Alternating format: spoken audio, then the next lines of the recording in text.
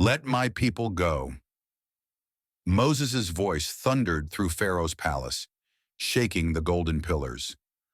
So that my people may worship the Lord their God. Pharaoh rose slowly from his throne, his shadow stretching across the marble floor. He descended until he stood face to face with Moses. "Don't play tricks with me, Hebrew," he said, his words dripping with venom. "I am not just Pharaoh. I am the God of Egypt." Moses did not flinch.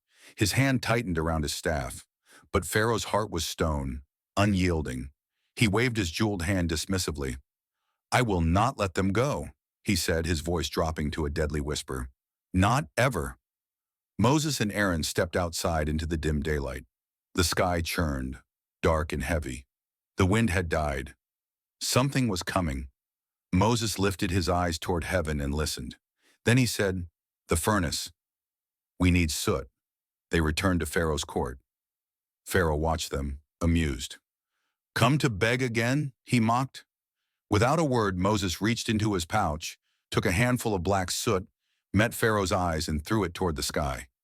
The soot burst into the air like a dark cloud, swirling around Pharaoh, his court, and his magicians. For a moment, nothing happened. Then a servant cried out, clawing at his arm as boils erupted, red, burning, and painful. Another guard fell to his knees, his face covered in sores. The screams spread, through the palace, through Egypt. Man and beast alike were covered in agony. Pharaoh's magicians trembled, their hands blistered and shaking. They could not even stand before Moses. But Pharaoh clenched his jaw and endured the pain. His pride would not break.